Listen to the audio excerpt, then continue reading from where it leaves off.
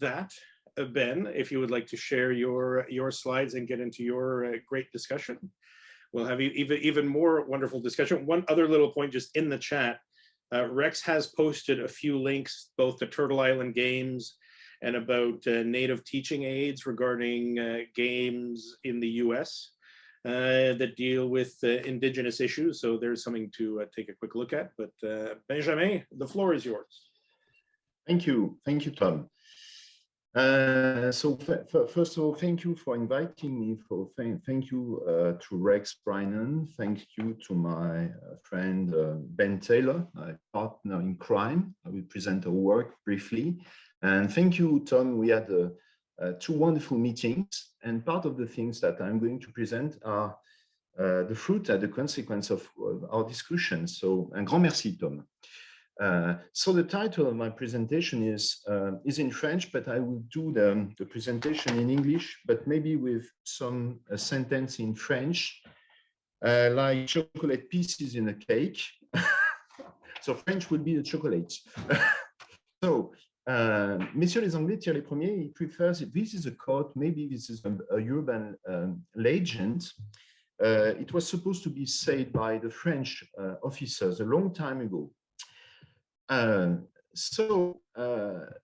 There's a warning. We have, so Rex have presented the mascot. I mean the beaver for Canada. So warning, this is a frog crossing icon.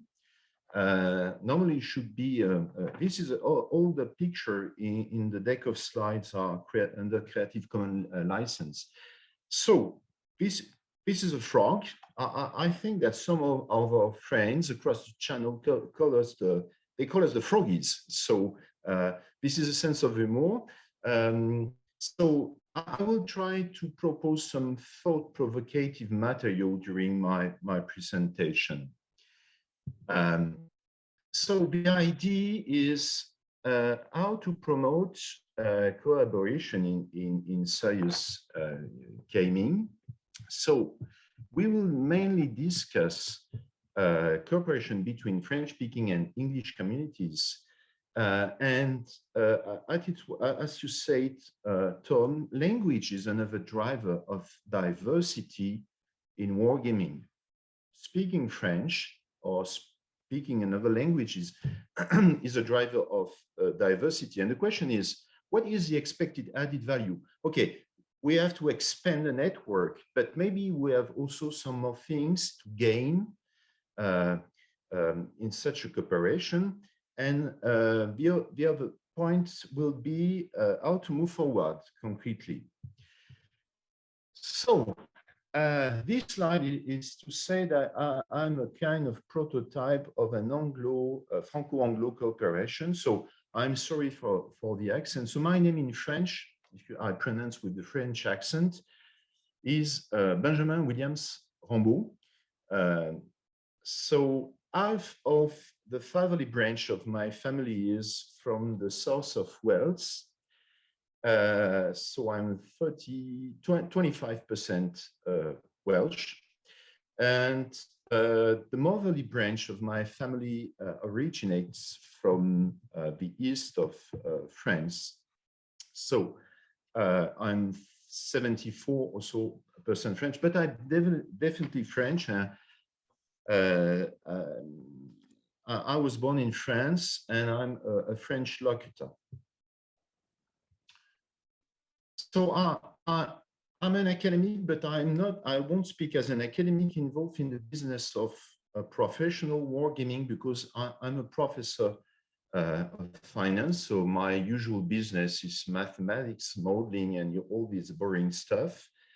And I have a traditional career, I would say, because I'm a long time, I'm a role-playing game and a hobby game addict since my childhood. And I'm involved in professional wargaming only since 2 years. So a few words, because so I'm in France. So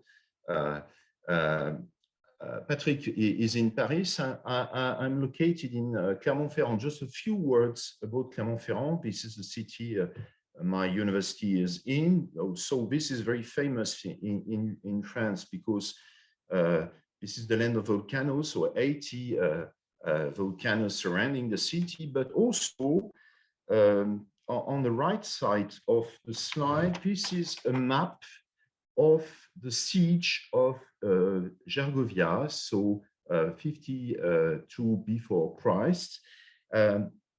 This is a battle, this is one of the most fatal of the Gallic Wars. It opposed Julius Caesar to a Celtic king. That is to say that in Europe, we have the weight of 3 or 2 millennia of history on our shoulders, and it has an impact on also wargaming. Just to bring the empirical evidence, I'm part of the hobby. This is a game I have played, and you can see my fleet at the bottom of the photo.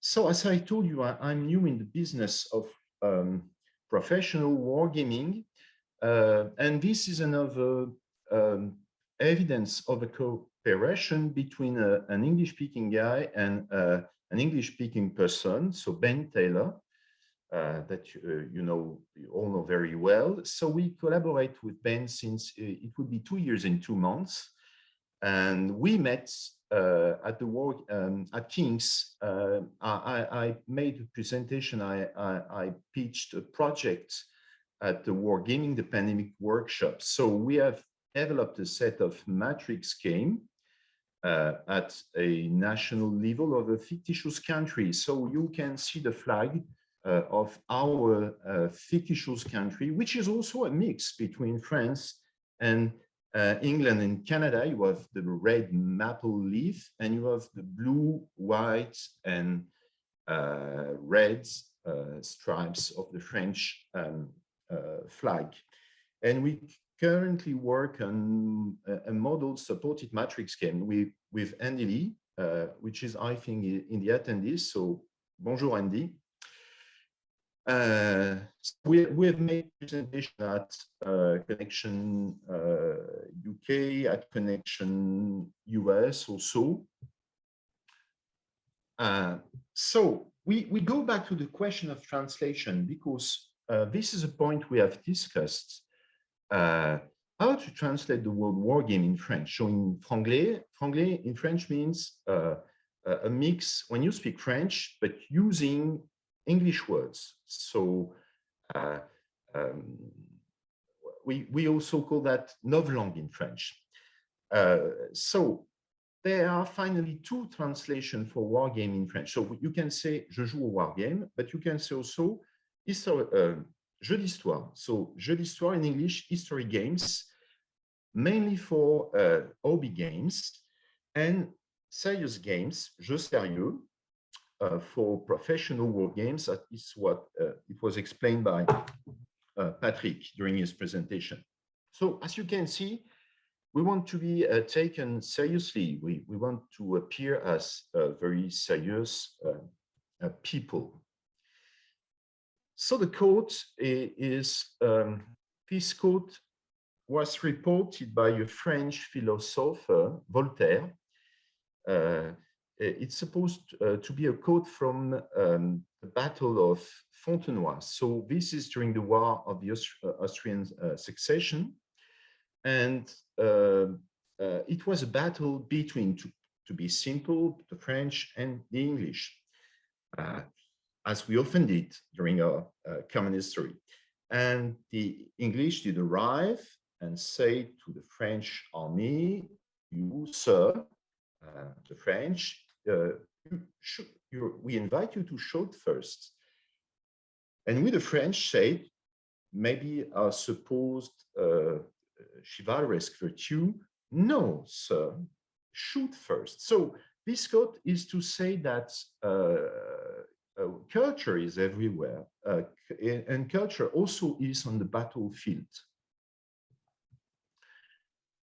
So the point is the expected value of a cooperation between our 2 communities, c'est-à-dire la communauté anglophone et la communauté francophone, English-speaking people, French-speaking people, beyond the question of expanding the networks. If you consider what is said by the linguists, there is an hypothesis which is known, so it can be known as the Sapir-Whorf. So hypothesis, this is the name, as you can easily imagine, of the authors, or this is also known as the linguistic relativity hypothesis. So the idea is that the particular language one speaks influences the way one thinks about reality. So language, this is what we said, is a source of diversity in professional wargaming. But this is not only about language, because there are shades and shades of French language. So inside a country, you don't have the same French tradition in the north of France, in the south of France. So, but you also have shades of French language depending on the country you're living in.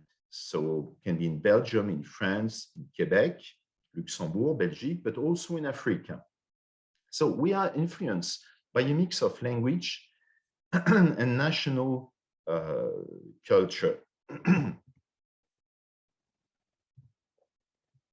This idea, so there is the frog crossing icon.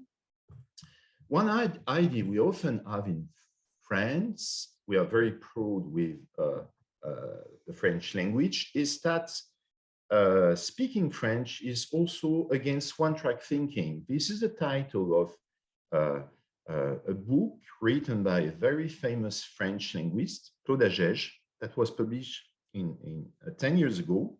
Le titre en français est contre la pensée unique. And the perspective is that, so the perspective defended by Claude Agege is that English language is spreading all around the world, but is also imposing a single system, a one-track thinking.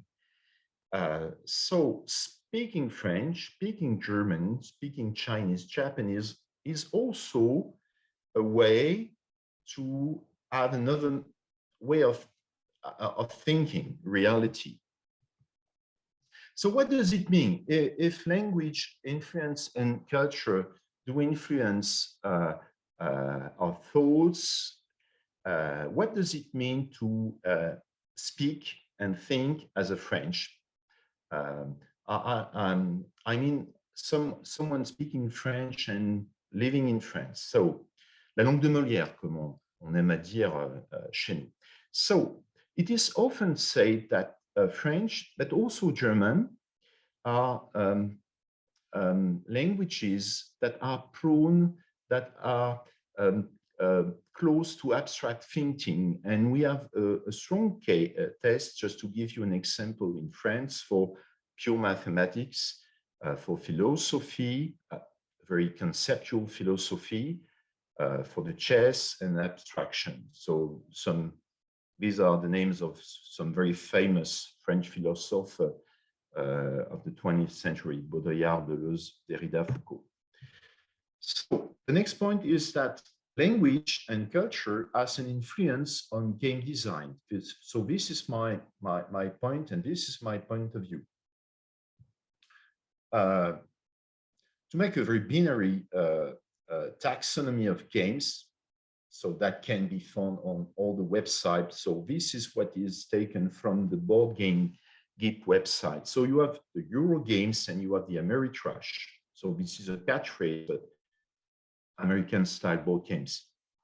So Euro games that are also named as German-style board games are very particular. So in French, we say cube en bois.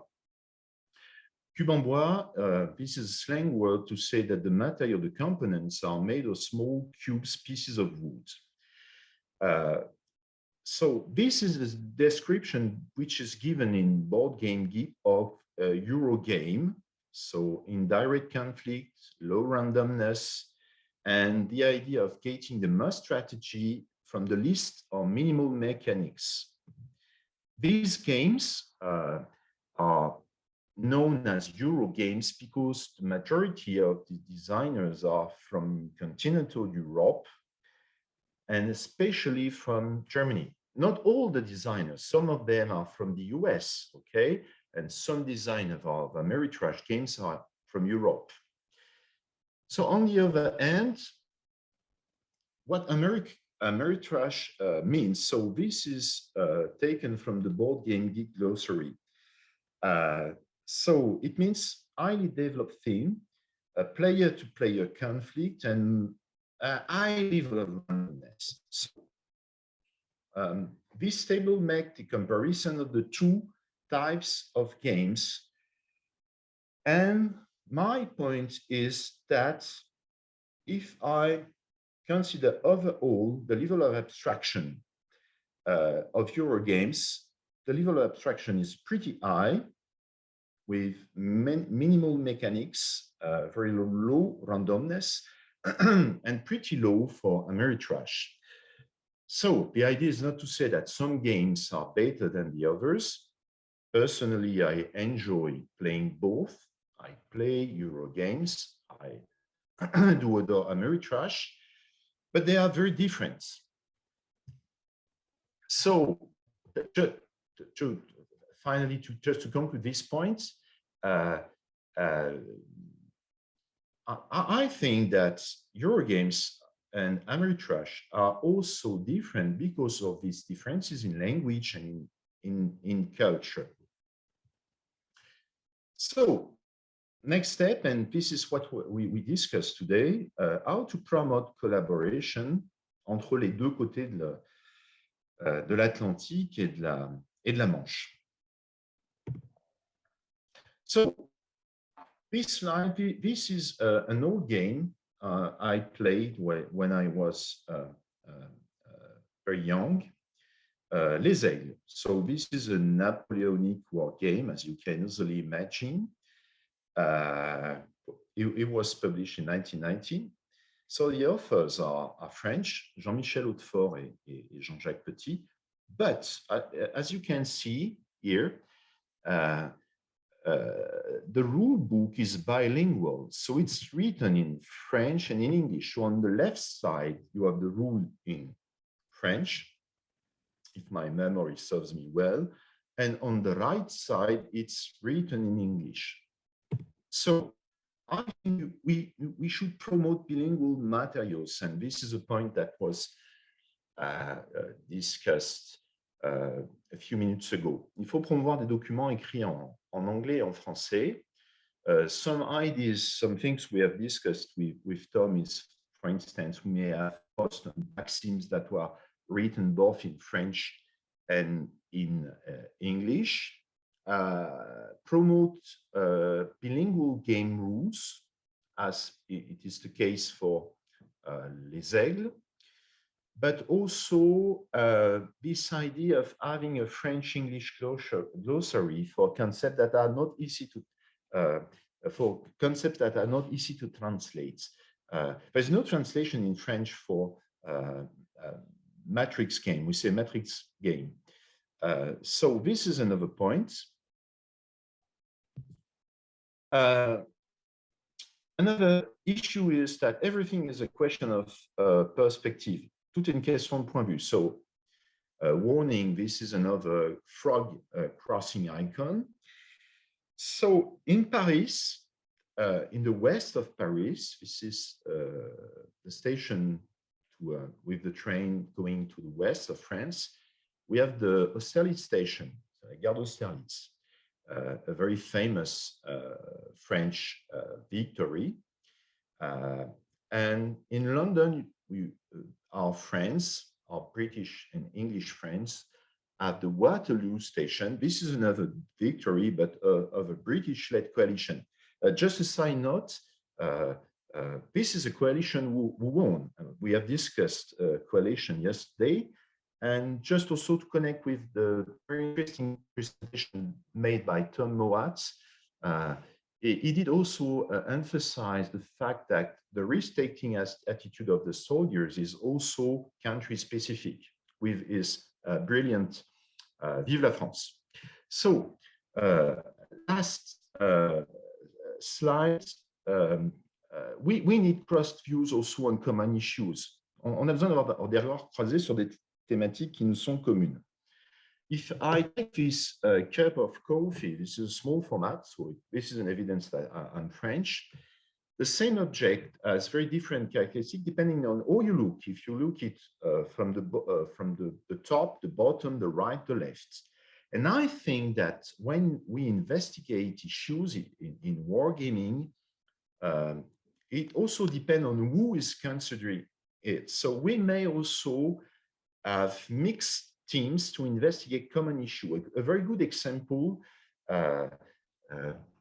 is social protest. We started, with quotation fingers, with the Yellow Vest movement in France. There was the Capitol assault, the Capitol events in the US, and the events with the truckers in Canada.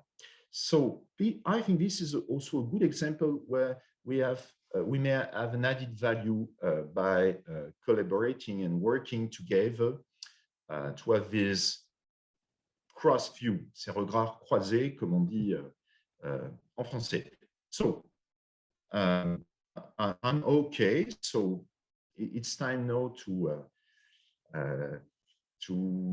discuss and I would be very pleased to answer some questions. And you have my business card. Excellent. Merci bien, Benjamin. That was fantastic. Et c'est certain que, comme on a parlé pendant nos discours avant Connections, que vraiment pour bien poursuivre cette coopération, il faut qu'on soit proactif. We really need to be proactive in our approach to really to this cooperation. Et comme Danton a bien dit, and a favorite quote of George Patton, since we want to fold the Americans into this, il nous faut de l'audace, encore de l'audace, et toujours de l'audace. We really need to proactively, and I think, very much, I think Pax Sims, I hate to speak directly for Rex, but the idea of having bilingual posts to be more welcoming, that's it. We should start a Connections audacieux in terms of pursuing this. And we discussed the possibility of translations. I know there's one that exists for Aftershock that someone had done on Board Game Geek, but the idea of the Matrix game construction kit, having these things much more available to people, and beginning with this and then extending even further, because as you say, language is so fundamental, not only to the way we understand things, the way we think about things, and the way we perceive things, because if one does not have a word for something, it is very hard to perceive it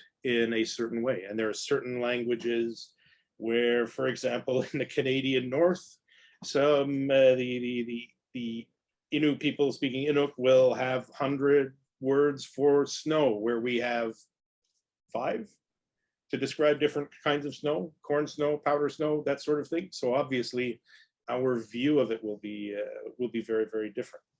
So I think it very much merits our continual pursuit, which will mean some champions. And by the looks of it, we certainly have some champions, one of whom is Vish, who I am voluntelling now, because he comes up with a very poignant question at this point. Lors des prochaines connections, ou connexions, quand on fait la traduction, verrons-nous l'incorporation de langues supplémentaires à l'échelle internationale?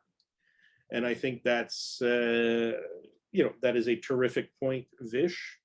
And so, alors, messieurs, les messieurs de provenance de la terre natale de Lafayette, Champlain et Cartier, qui font tellement une partie de la croissance nord-américaine, parce que sans ces hommes-là, l'Amérique du Nord n'aura pas son look maintenant, for good or for bad.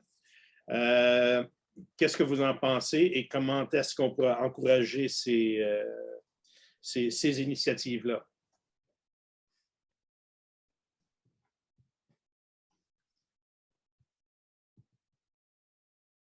All right, maybe I'll steer things in a different direction. Oui, allez-y, Patrick. Ok, d'abord ce qu'on a pu voir durant les 2 Connection France that we've done is that we could have English-speaking people coming in and addressing the people, but it's still something that distracts the audience. And even if most of the people that are attending those Connection France are fluent in English, they do want to invite their bosses, etc. And they may not be as easy on the language side. So, je pense qu'on doit pouvoir arriver à faire effectivement, et ça c'est peut-être un bon test, là on est combien, une quarantaine à peu près de personnes, de faire un test où il y a effectivement peut-être un jeu qui est animé dans les deux langues. On l'a fait un petit peu ici, on a switched from one to the other, alors avec plus ou moins de facilité, mais en tout cas, ça permet de montrer plus comment ça marche les deux. Après, il y a la proposition qu'on faisait avec Benjamin, qui était de dire on peut organiser des formes de café où il y a this opportunity to work in bilingual and trying out each other game and see how, from the cultural perspective, we would have designed the thing differently. So it's a way, we are doing that in our association. When someone is coming to say, okay, I have this great idea, I want to test. So we challenge this guy or gal with this an array of people coming from different background, and it's always useful that way. And someone in the chat a dit, en fait, c'est souvent difficile d'avoir les bons niveaux d'interlocuteurs. I think it's dated. C'est le bon niveau d'interlocuteur. On est parfois en capacité d'avoir justement ces interlocuteurs-là qui sont à la fois des joueurs, mais pas souvent, et en tout cas des sponsors. Et ça, c'est plus fréquent. Donc, moi, je serais aussi intéressé par voir comment vous faites, vous, pour arriver à capter l'attention d'une personne qui est, ça peut être un ministre, ça peut être un directeur d'administration, ça peut être quelqu'un qui ou d'un business quelconque, mais qui arrive à être suffisamment promoteur de ce genre d'aspect. Et ça peut être aussi une façon de coopérer. C'est-à-dire qu'on pourrait très bien imaginer inviter un membre du gouvernement ou de l'administration plutôt canadienne ou d'un business avec lequel vous travaillez et le faire intervenir comme témoin. C'est hyper facile et c'est une façon de croiser les cultures aussi. Excellent, merci. We're still open for other questions or if anyone has any other points of discussion. Something interesting that Sally had pointed out before in the chat and then Kevin touches on as well. Games in particular have a capability in some aspects to go beyond language because we can focus many components or the cube en bois, if it looks like a duck and it walks like a duck, it's probably a duck. And so certainly from a game perspective, to create those components and have them that are language independent certainly has an importance there and a role to play, which is that melding of industrial design and graphic design, where we can start to build those bridges. Certainly in Aftershock, you'll see it. there's a reason that the water cubes are represented by blue cubes. It becomes, we lessen that cognitive load and then perhaps open up the discussion so that people can work on translation sometimes and hopefully make things completely bilingual or even further. Madeline, I see you have your hand up with something very poignant, as you always do. Non, c'est juste dans la question, comment on parle de réseautage et utiliser la langue pour avoir un réseau de ça et pour mettre tout ça dans l'action. Je propose peut-être un groupe de travail pour ceux qui veulent être bénévoles pour ça, pour travailler peut-être sur une glossary ou like petit dictionnaire des termes bilingues.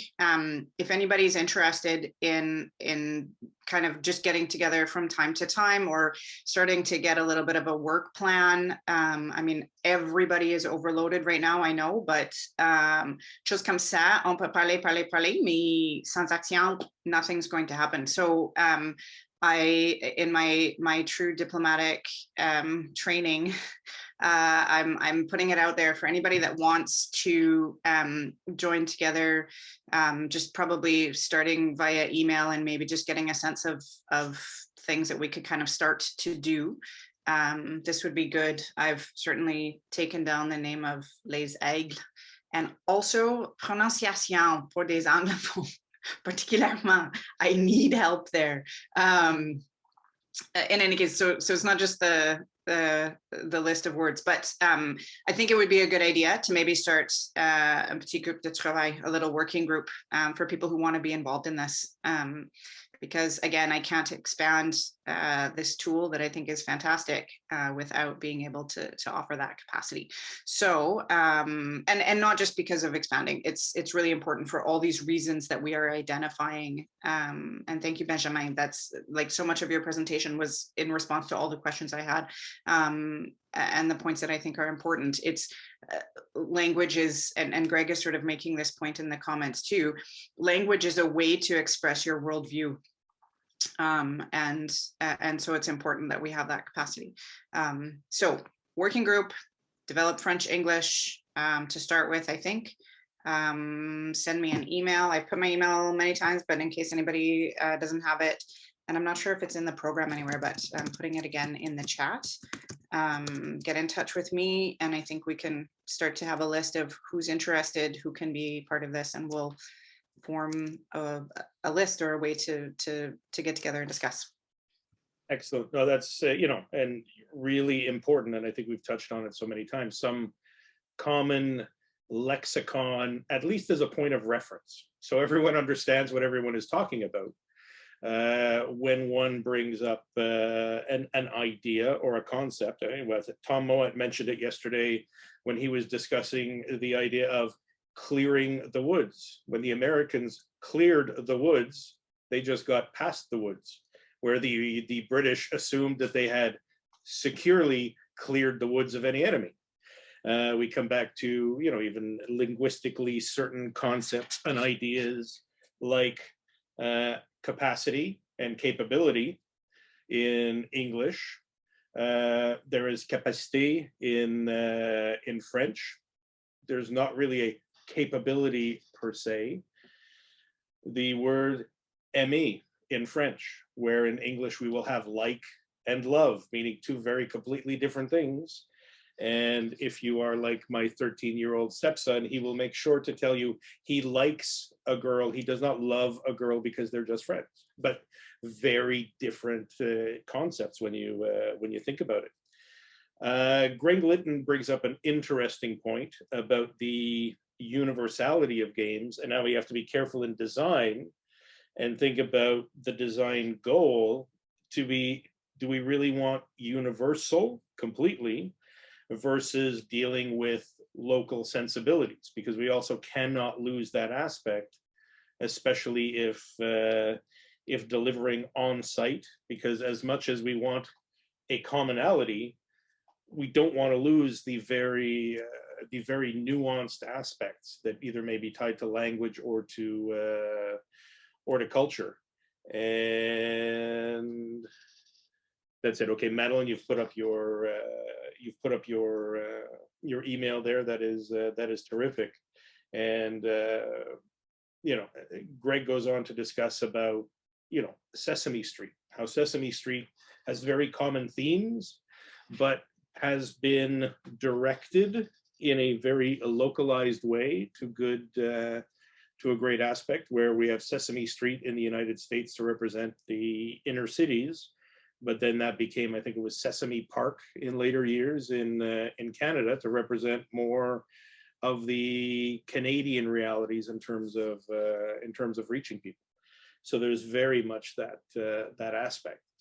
With just a few minutes remaining, open up the floor if there are any other questions or any other comments from Benjamin or Patrick that you would like to touch upon, or ideas moving forward of how you would, in the immediate, in the 5 minutes after this, in the breakout rooms, of which I've named the French one Les Deux Magots, focusing on the Parisian cafe of note. What do we do now? What is that next step? Just a few words to conclude. So the idea of Madeline is excellent. We have to move forward. I think there is a question about the nuances and the subtleties of the language, because this is something we discussed, I remember one day with Ben about l'art de la guerre, because l'art de la guerre is, this is French, but this is a French war game, and the rules are translated in English, but sometimes if you want to have a detailed analysis, you have to go to the forum in French. And there are some subtleties in the languages that are beyond translation. Just an example, it is impossible to translate dark in French, or dunkel, the German dunkel word, this is impossible. And some words in French cannot be translated easily, or you need a sentence. You have the famous Dasein of Deutsch in the German philosophy. So I think that this is a question of subtleties. I think the idea also is maybe for the same issues, we won't address with the same game design. Just take the example of the Yellow Vest movement. You can have an Ameritrash game design to play the Yellow Vest movement. I mean, this is a face-to-face, this is a direct conflict between the Yellow Vest and President Macron. This is the Ameritrash game design structure of the game. But in a real game, you can say, no, there are lots of stakeholders, okay? You have President Macron, you have the opponents, you have the populace, and you have an indirect conflict, and people are scoring. So for the same issue, it will be also interesting to see with our own culture of gaming. Once again, I think it was said by Patrick, we much prefer in continental Europe, I say we, the French and the Germans, we much prefer the top-down approach, clearly. And we have the impression that in the Anglo-Saxon world, you are more comfortable with the, we are confident with the top-down, approach and the bottom-up approach, maybe in the Anglo-Saxon world. So these are also the things that we may share. A kind of contest, a European team designing a game and a team in the Anglo-Saxon world designing a game with the same topic. Could be very funny. And we play during the cafe, we play the games. C'est fantastic. And as we discussed in the lead up to this, the idea of having a games day, you know, perhaps on a monthly basis, bringing together everyone. I will segue a little bit into connections next, because perhaps there is an opportunity, and that will be discussed by Stephanie game later on this afternoon about the possibilities there, because there will be a design mini hackathon. Maybe there should be a French team put together, and a couple of teams working on a quite similar topic. I know we should be going to a breakout room, but Patrick, certainly want to allow you to add in your bit right at the very end before we go to our break. Oh, just following what you said before with Ben, we are running sometimes game jam with universities, and I think it's really a good track to follow, trying to design the games on the same topic, but with different languages and cultural approach. It could be like 40 hours or 24 hours game jam, something like we are used to do within the video game industry. So that could be quite not so hard to arrange, I mean. Excellent. That is fantastic. Très, très, très bien. Messieurs, je vous remercie tellement. This was really terrific, and I do think we have a first as a bilingual session.